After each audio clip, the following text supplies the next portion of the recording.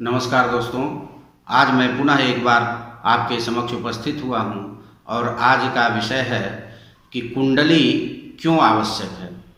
दोस्तों, आए दिन इस कुंडली पर कई लोगों के अलग अलग विचार होते हैं कि कुंडली बनवानी चाहिए, नहीं बनवानी चाहिए, और यह बेकार की बातें हैं, इससे कुछ नहीं होता है, यह ब्राह्मण लोगों के लिए अपनी जीविका के साधन हैं और इस कुंडली से हमारे आने वाले जीवन का कोई संबंध नहीं है, आदि आदि बहुत सारी बातें होती हैं। तो दोस्तों, आज मैंने इसीलिए इस विषय को उठाया है क्योंकि जन्म कुंडली की क्या उपयोगिता है, यह वास्तव में हमारे लिए कितना लाभदायक है, इस विषय को जानना अत्यंत आवश्यक है। दोस्तों, आप जानते हैं कि ज्योतिष की महत्ता अनादिकाल से स्वतः सिद्ध है, क्योंकि वेद को जिस प्रकार हम नकार नहीं सकते, उसी प्रकार वेद के जो 6 अंग हैं उन अंगों को भी नहीं नकारा जा सकता। दोस्तों, यदि अंगों को नकार देंगे तो फिर शरीर की क्या आवश्यकता है और शरीर की क्या उपयोगिता है।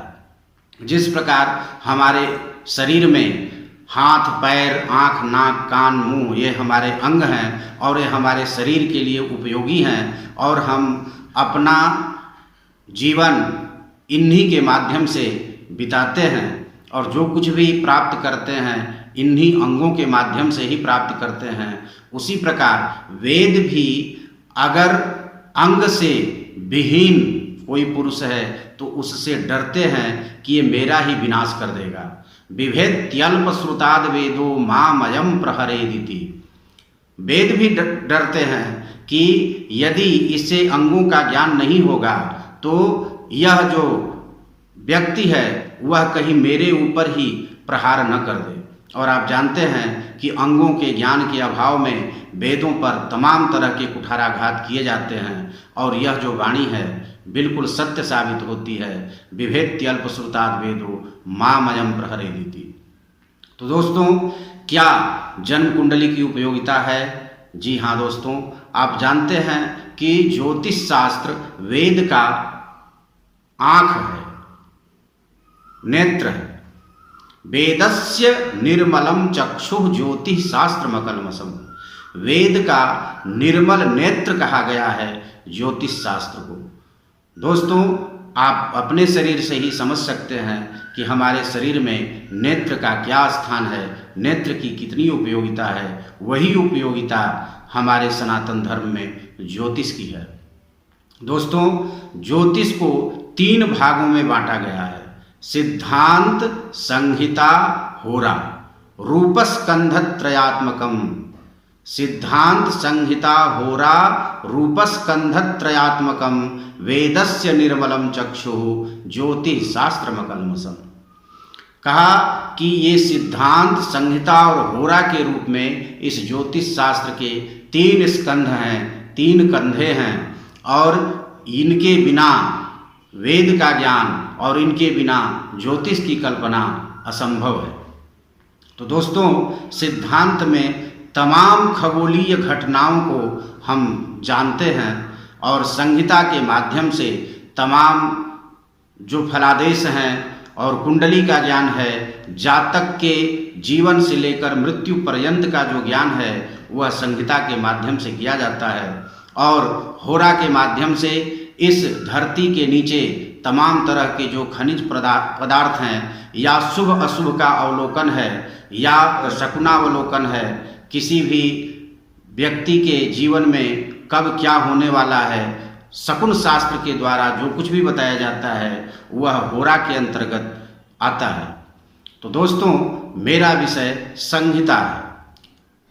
इसके बारे में वराह मिहिर ने लघु जातकम नामक अपने ग्रंथ में स्पष्ट रूप से लिखा है कि यदुपचित मन्य जन मनः तस्य कर्मणः पंक्तिम व्यंजयति शास्त्र में तत्तमसि द्रव्याणि दीपैव।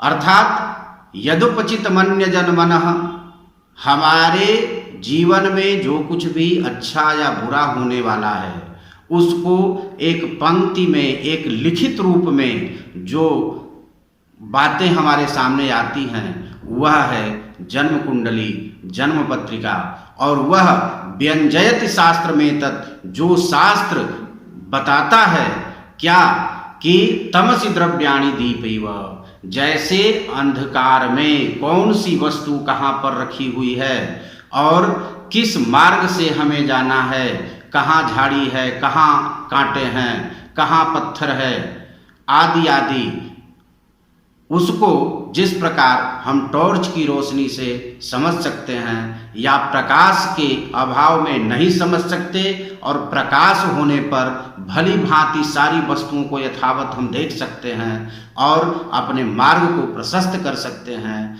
इसी प्रकार यह जन्म पत्रिका, जन्म कुंडली हमारे जो अंधकारमय भावी जीवन है, भविष्य है, उसको बताने का काम करता है। एक टॉर्च की रोशनी की तरह यह जन्म कुंडली हमारे जीवन को प्रकाशित करती है, और हम पहले ही यात्रा प्रारंभ करने से पहले, उस जीवन पथ पर चलने से पहले ही सब कुछ देख लेते हैं कि कहाँ कौन सी वस्तु है, किससे हमें बचना है और किस रास्ते पर हमें आगे बढ़ना है।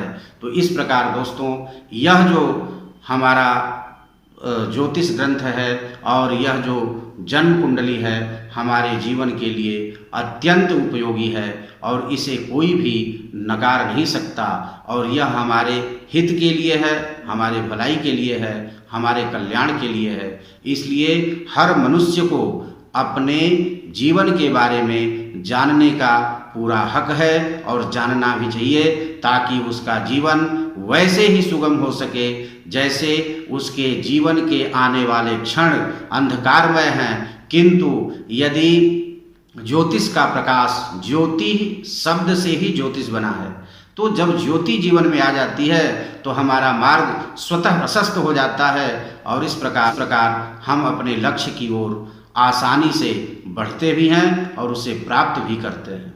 तो दोस्तों, इसी के साथ मैं आज आपसे विदा लेता हूँ। पुनः मिलूँगा, तब तक के लिए आपका बहुत बहुत धन्यवाद।